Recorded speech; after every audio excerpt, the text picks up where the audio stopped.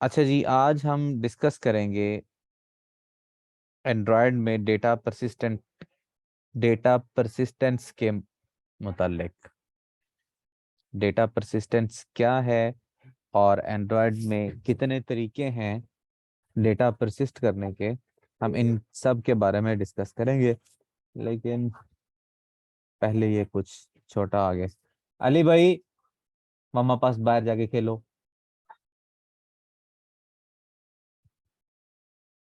अच्छा जी, data persistence से क्या मतलब है? डेटा परसिस्टेंस से मतलब है कि एंड्रॉयड के अंदर आप जो डेटा है वो लोकली सेव कर रहे हैं।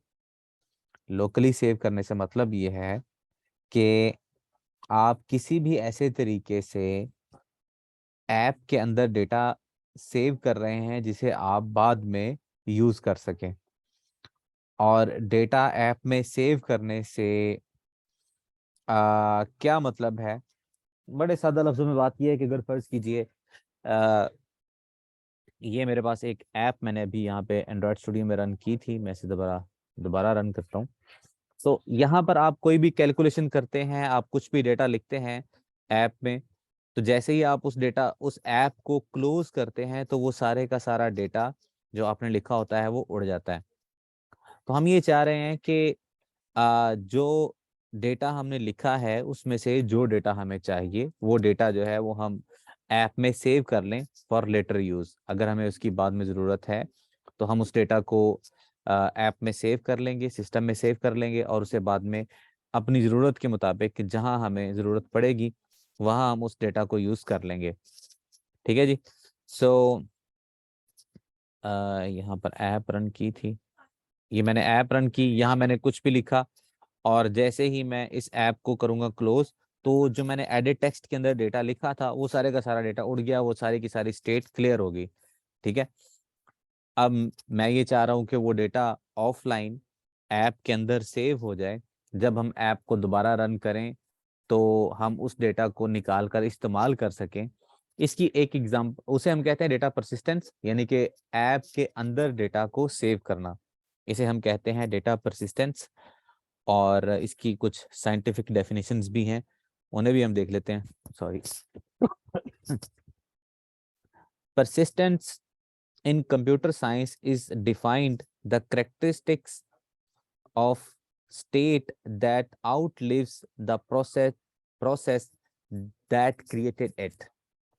काफी मुश्किल सी इंग्लिश है। persistence in computer sciences is defined as the characteristics of the state that outlives the process that created it।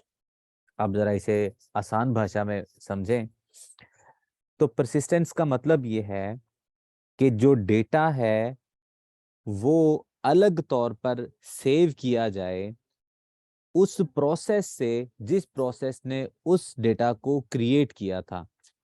यानी जो डेटा है वो सेव रहता है उस प्रोसेस से अलग होके जिस प्रोसेस ने उसे क्रिएट किया था। इसका मतलब यह है कि अगर वो प्रोसेस किल हो जाए लेकिन वो जो डेटा आपने सेव किया है वो डेटा फिर भी सेव्ड रहेगा। वो प्रोसेस किल भी कर दें तो डेटा सेव रहेगा।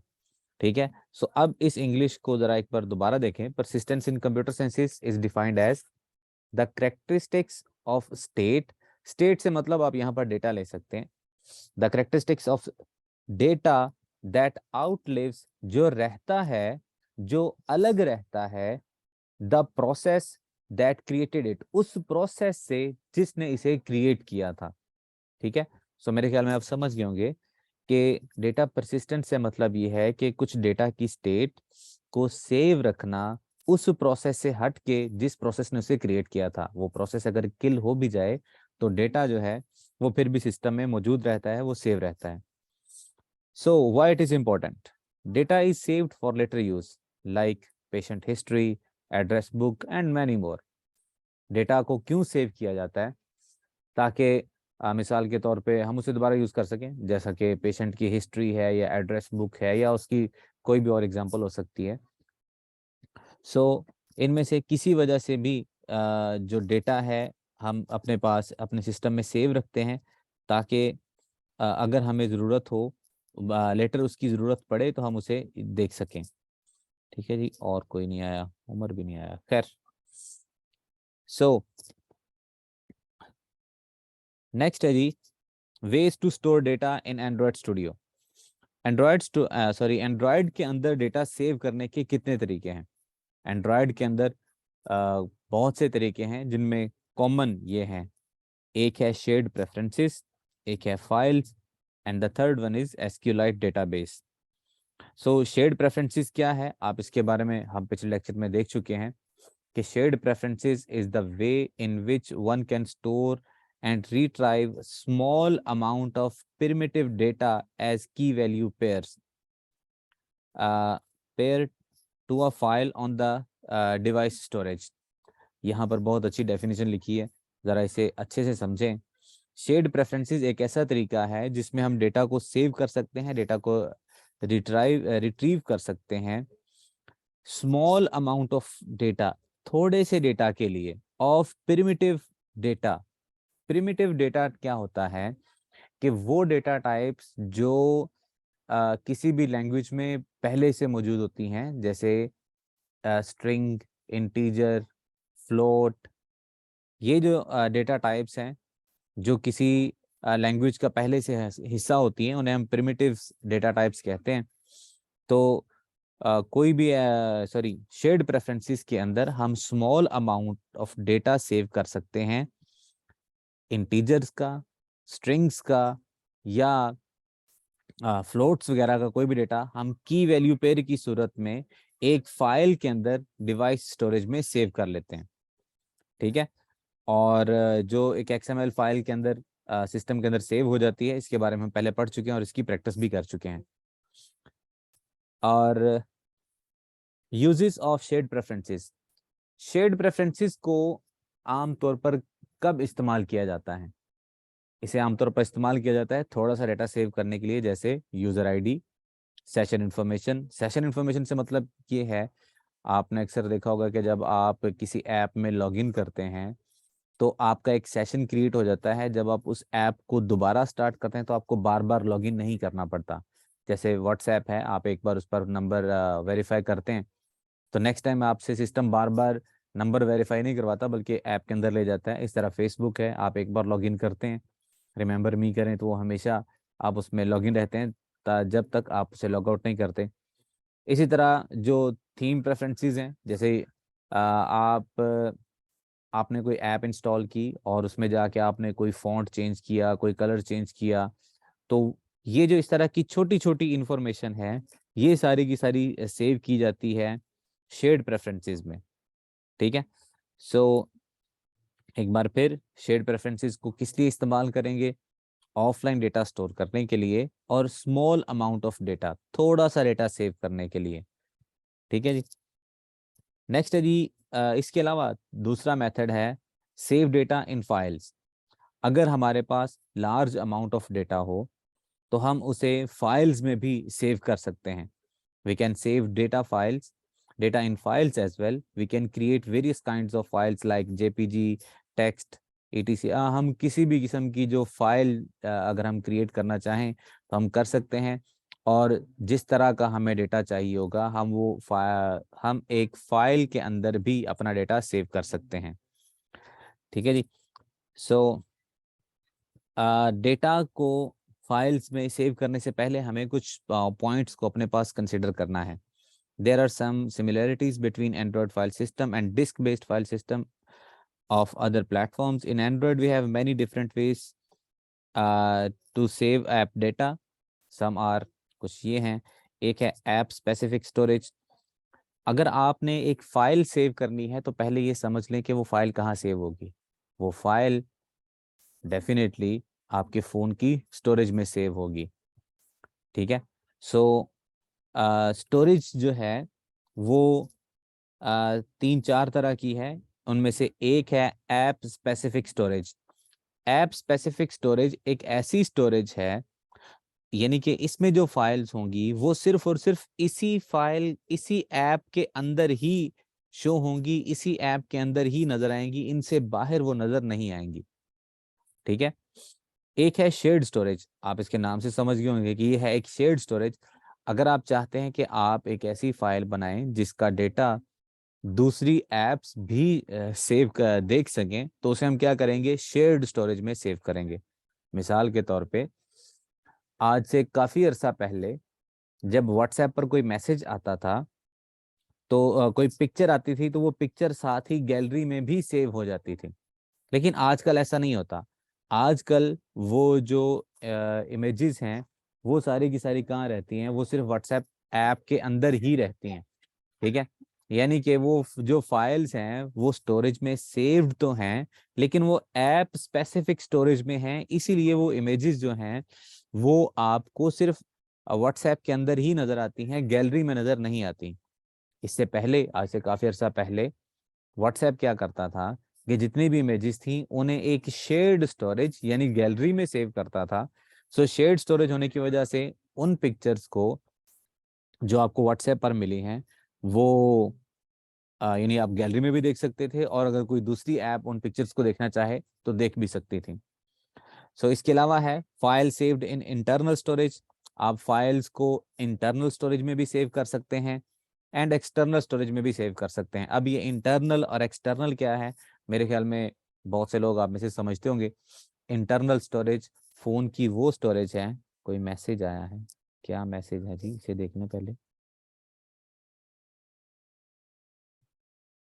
गैलरी में तो अभी भी शो होती हैं, हाँ कुछ फोन्स के अंदर गैलरी में भी शो होती हैं, लेकिन अगर आप देखें तो बहुत से फोन्स में गैलरी में शो नहीं होती। मिसाल के तौर पे आईफोन है, तो जितनी भी एप्लीकेशंस, जितनी भी इमेजेस वगैरह आती हैं वो आईफोन में, वो आईफोन की गैलरी में नहीं जाती, वो व्हाट्सएप के अंदर ही रहती हैं। ठीक है, तो मेरा ख्याल है मेरे पास सैमसंग का फ़ोन है घर में, तो मैंने तो उसमें देखा, उसमें तो जो पिक्चर्स आए व्हाट्सएप पे वो गैलरी में शो तो नहीं होती। हो सकता है जो आपके पास फ़ोन है या आपके पास जो व्हाट्सएप का वर्जन है वो शेयर्ड मेमोरी में सेव करता हो। सो डिफरेंट भी हो सकती हैं। सो जनाब, जनाब आप बहुत अच्छे लग रहे हो। ठीक है, उधर मम्मा पास जाके खेलो जाओ। आई एम सॉरी, जरा छोटा आया था। प्राइवेसी लगी होनी आपकी, मे बी आप सही कह रही हैं। अगर इसी तरह अगर आप भी प्राइवेसी लगा लें तो आपकी जो फाइल्स हैं या इमेजेस हैं वो गैलरी में नहीं जाएंगी। आमतौर पर ये होता है कि कुछ व्हाट्सएप पर कुछ प्राइवेट चीज़ें होती हैं जो आप नहीं चाहते कि गैलरी में मिलें।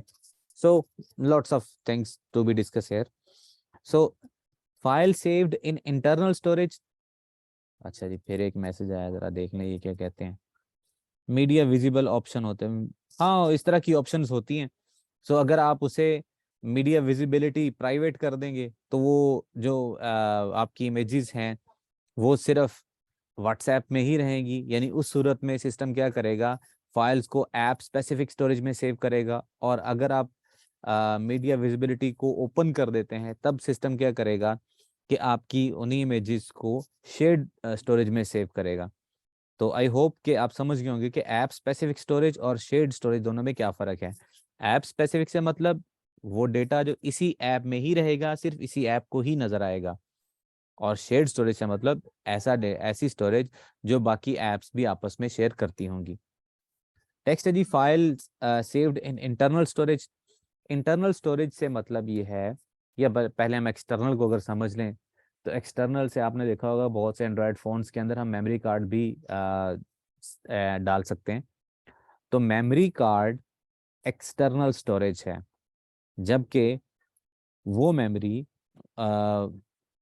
जो फोन्स के अंदर होती है जिसे हम चेंज नहीं कर सकते डेफिनेटली, सो वो क्या कहलाती है, इंटरनल स्टोरेज कहलाती है। ठीक है, जिसे गलतुल आम रोम कहा जाता है, लेकिन याद रखिएगा आप लोगों ने कभी उसे रोम नहीं कहना।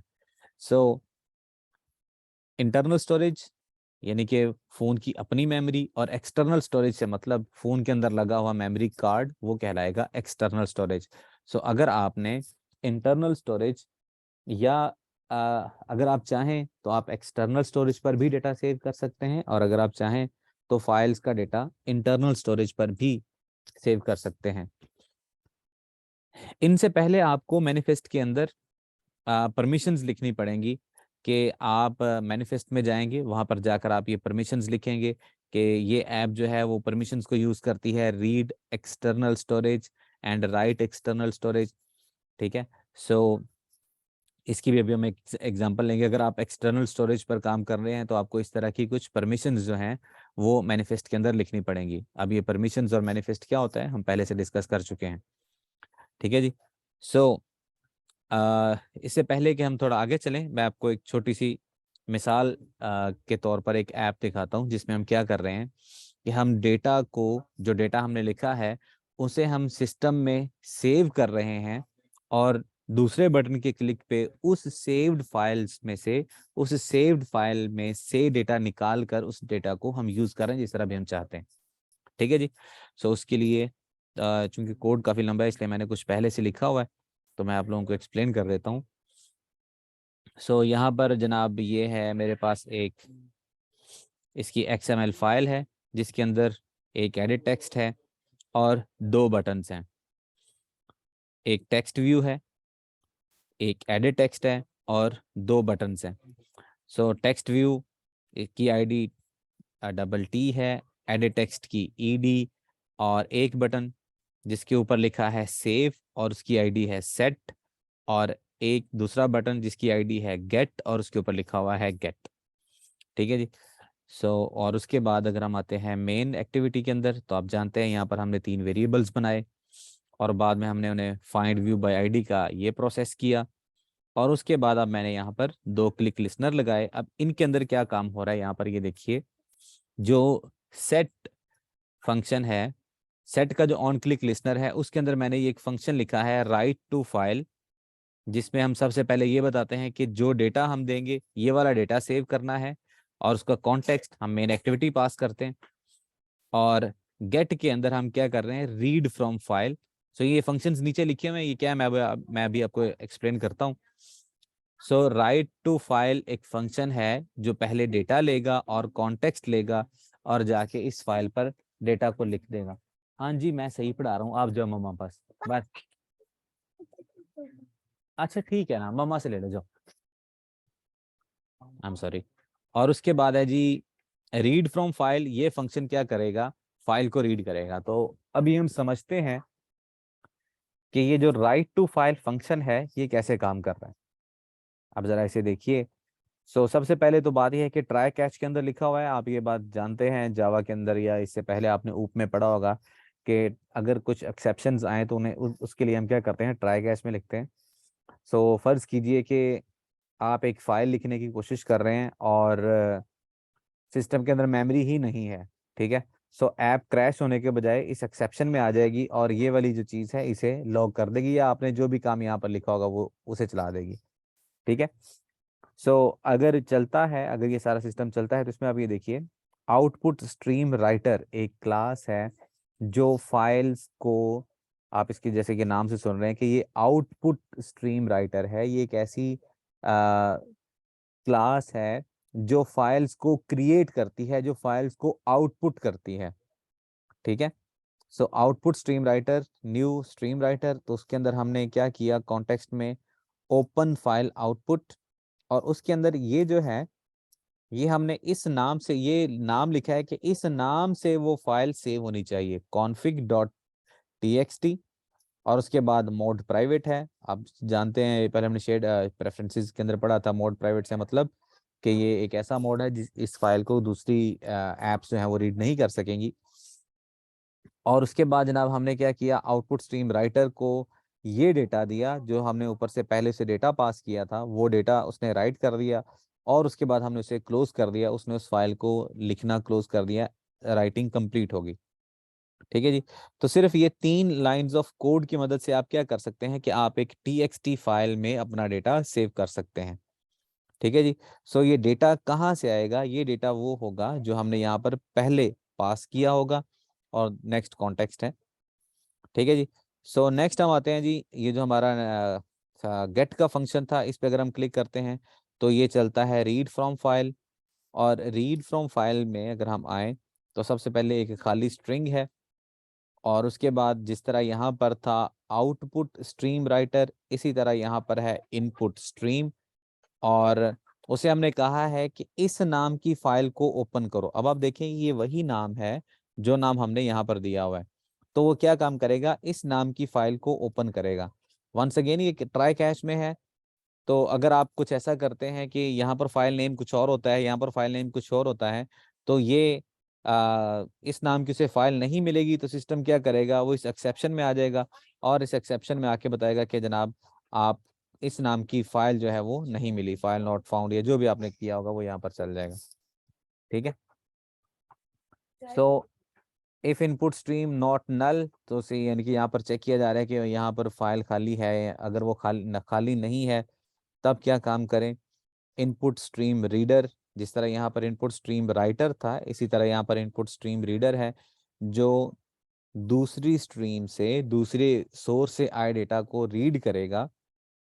और उसके बाद है बफर रीडर। बफर रीडर क्या होता है, बफर से आप समझ लें कि ये limit of data to pick from file at one time. सादा लफ्जों में, limit of data to pick from file at one time. इससे मतलब यह है कि एक वक्त में सिस्टम कितना डेटा उठा रहा है उसे हम कहते हैं बफर। मिसाल के तौर पे मैं ये चाहता हूं कि एक वक्त में ये एक पूरी लाइन उठाए। ठीक है, तो इस वक्त इसका बफर कितना होगा, एक लाइन। ठीक है, अगर मैं चाहता हूं कि सिस्टम एक वक्त में 3 लाइंस उठाए, तो इस वक्त इसका बफर कितना होगा, 3 लाइंस। ठीक है। सो बफर क्या होता है, वो लिमिट ऑफ डेटा होता है कि एक वक्त में कितना डेटा उठाना है, उसे प्रोसेस करना है। एक ही वक्त में सारी फाइल नहीं उठाएंगे। ठीक है, सिस्टम क्या करता है, एक वक्त में एक मखसूस डेटा को उठाता है, उसे प्रोसेस करता है, और उसके बाद आपको अच्छे तरीके से उस डेटा को प्रोसेस करने के बाद आपको वो डेटा देता है। ठीक है जी। सो उसके बाद रिसीविंग स्ट्रिंग। अब की बार जो बफर था, यानी कि पहली बार बफर ने एक लाइन उठाई, सो उसने क्या किया कि वो वहां तक गया जहां तक उसे स्लैश एन नहीं मिलता, यानी कि नई लाइन तक। जैसे अगर हमने बफर रीडर को कहा हुआ है कि यहाँ पर आके स्लैश एन है, उसके बाद बफर इस लाइन पर आएगा, उसे यहाँ पर स्लैश एन मिला, उसके बाद इस लाइन पर आएगा। तो एक एक करके सारा डेटा जो है वो उठाएगा, और आपको लास्ट में इस स्ट्रिंग के अंदर जो यहाँ पर है, इसके अंदर आप देखें यहाँ पर वो क्या कर रहा है कि जो भी डेटा उसे मिला है स्ट्रिंग बिल्डर को उसने दिया, और उसने क्या किया, उसे स्ट्रिंग में कन्वर्ट करके इस RET फंक्शन फाइल यानी कि जो वेरिएबल था इसे दे दिया, और ये हमें रिटर्न हुआ। एक मैसेज आया है, क्या मैसेज आया जी, सर मैं गोपी नहीं लग रहा पासवर्ड, यही पासवर्ड है यार, पूरे मोहल्ले वाले पासवर्ड वाईफाई यूज करते हैं। खैर, सो ये फंक्शन क्या करेगा, इनपुट यहाँ से इस फाइल में से डेटा उठा के आपको इस स्ट्रिंग में देगा, और बाद में उस स्ट्रिंग को जैसे आप यूज करना चाहें आप कर सकते हैं। सो मैंने भी क्या किया हुआ है कि एडिट टेक्स्ट में से डेटा उठाया है, और उसे मैंने राइट टू फाइल में सेव किया, और गेट के क्लिक पर उस फाइल में से डेटा को रीड करके टेक्स्ट व्यू के अंदर सेट करवा दिया। अब इसकी एक एग्जांपल ये है कि मैं इसे रन करता हूँ। सो मैंने यहाँ पे लिखा, this is the data that I am going गोडिंग नहीं going to save, and you will see it would be saved in files and will be retrieved or retrieved, whatever जो भी आप उसे कहें, on get button click. So ignore the spellings. So अब मैंने save किया, सेव के button के क्लिक के ऊपर ये सिस्टम के अंदर एक फाइल बन गई। अब चूंकि वो प्राइवेट फाइल है तो इसे हम यानी कि ओपनली नहीं देख सकते, लेकिन अगर हम इस ऐप की फाइल एक्सप्लोरर में जाएंगे तो वहां जाकर हमें उसे मिलेंगे। मैं आपको ये फाइल में मिल जाएगी। मैं आपको ये भी बता दूंगा कि आप एक ऐप की जो उसकी अपनी फाइल्स हैं वो आप कैसे देख सकते हैं, मैं आपको बताऊंगा, लेकिन फिलहाल के लिए देखते जाएं, अभी सुनते जाएं। सो जब हमने इस सेव बटन पे क्लिक किया तो ये write to file function execute हुआ। इसने क्या किया कि इस नाम से एक फाइल क्रिएट की, उसके अंदर ये जो भी मैंने डेटा लिखा हुआ था वो उसने सेव कर दिया। तो मैं अब इसे बंद कर रहा हूँ और दोबारा रन करता हूँ। अब मैं गेट पे क्लिक करूंगा तो सिस्टम क्या करेगा, इस नाम की फाइल, और ये नेम वही है जो हमने यहाँ ऊपर लिखा है, इस नाम की फाइल में से डेटा उठाएगा और जो डेटा उसे मिलेगा वो इस टेक्स्ट व्यू के अंदर सेट कर देगा। ठीक है, तो मैंने गेट पे क्लिक किया और आप ये देखें वही डेटा जो मैंने वहां पर लिखा था वो अब यहाँ पर सेव हो रहा है, रिट्रीव होकर फाइल में से यहाँ पर सेट हो रहा है। सो यहाँ पर हमने एक एग्जांपल देखी टेक्स्ट फाइल की बनाने की। तो अगर आप जो है दूसरी काइंड्स की फाइल, जो बेसिक फाइल्स हैं, जैसे आ, वो है यार सॉरी, बिटमैप की फाइल है, पीएनजी है, जेपीजी है, इस तरह की जो बेसिक फाइल टाइप्स हैं वो बनाना चाहें तो आप बना सकते हैं। लेकिन अगर आप इसमें सोचें कि डॉट पीडीएफ बन जाए या डॉट एक्सएलएस बन जाए, डॉट डीओसी बन जाए, तो देखें जो डीओसी या एक्सएलएस फाइल्स हैं ये कोई थर्ड पार्टी सॉफ्टवेयर जैसे माइक्रोसॉफ्ट वर्ड है वो क्रिएट करता है। ठीक है, ऑपरेटिंग सिस्टम खुद, ऑपरेटिंग सिस्टम के अंदर बाय डिफॉल्ट खुद तो ये यानी कि ये फाइल्स होती हैं, ये टी एक्स टी हो गया, जेपीजी हो गया, पीएनजी हो गया, ये वो फाइल्स हैं जो सिस्टम के अंदर पहले से मौजूद होती हैं। लेकिन पीडीएफ या डीओसी या एक्सएलएस फाइल या दूसरी किस्म की जो फाइल्स हैं वो कोई स्पेसिफिक सॉफ्टवेयर्स बनाते हैं। तो वो टाइप्स जो किसी भी ऑपरेटिंग सिस्टम की बिल्ट इन होती हैं वो आप यहाँ पर बना सकते हैं। ठीक है जी। सो ये कोड मैं आप लोगों के साथ शेयर कर दूंगा। यहाँ पर और क्या कह रहे हैं, अच्छा जी, मेरी टीम की तरफ से मैसेज आ रहे हैं,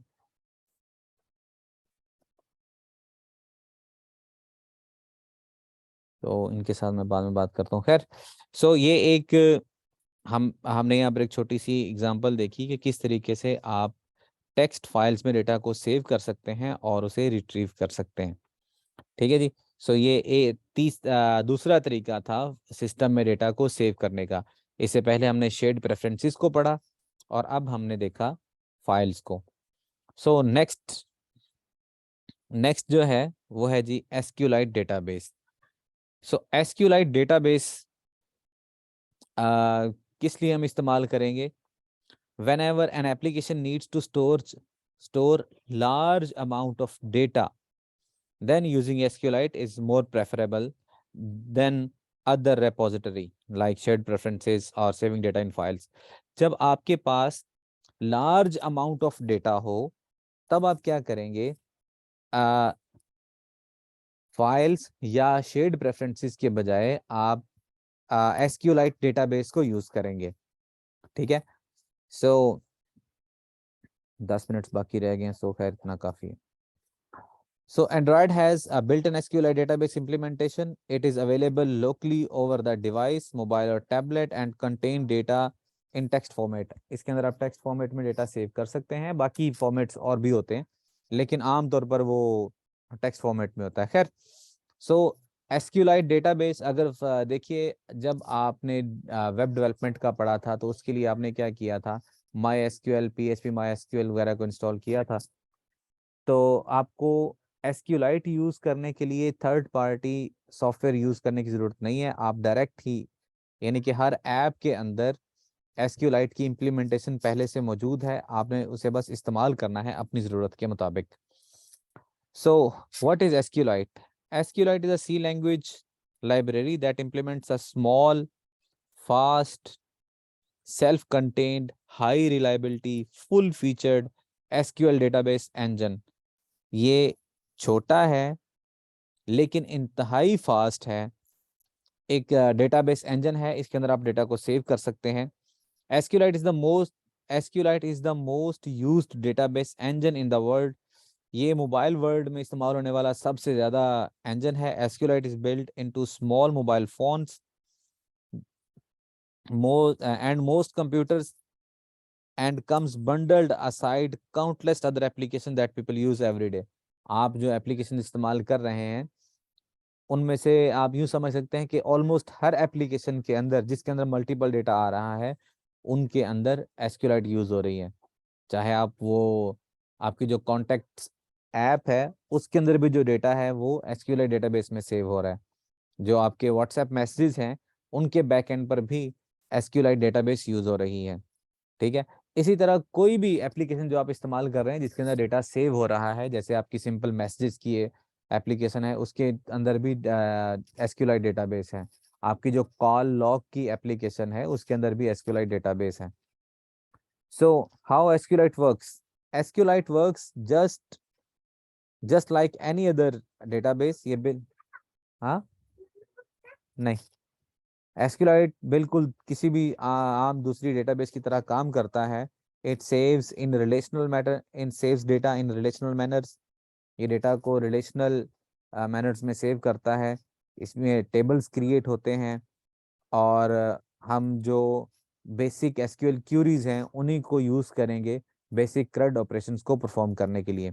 जैसे जैसे अगर हमने स्टूडेंट्स का टेबल क्रिएट करना हो तो अब चूंकि ये SQLite है तो इसके लिए हम कोई स्पेशल क्यूरी लैंग्वेज नहीं सीखेंगे, बल्कि वही जो क्यूरीज जो हम पहले पढ़ चुके हैं, क्रिएट टेबल और जो उसकी बाकी सारी बातें थी, हम टेबल क्रिएट करने के लिए वही क्रिएट टेबल वाली क्यूरी यूज करेंगे। और डेटा गेट करने के लिए सिलेक्ट स्टैटिक फ्रॉम स्टूडेंट्स। तो आप जानते हैं कि ये सिलेक्ट स्टैटिक किस लिए इस्तेमाल होता है, तो ये वही सारी क्यूरीज होंगी जो हम पहले इसमें देख चुके हैं। इसकी कुछ लिमिटेशंस भी हैं, तो एक नज़र देखते हैं जी लिमिटेशंस क्या है।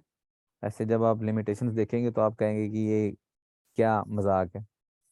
आप मैक्सिमम इसमें 140 TB तक का डेटा सेव कर सकते हैं। सो यकीनन आप समझ रहे हैं 140 TB, it's a huge amount.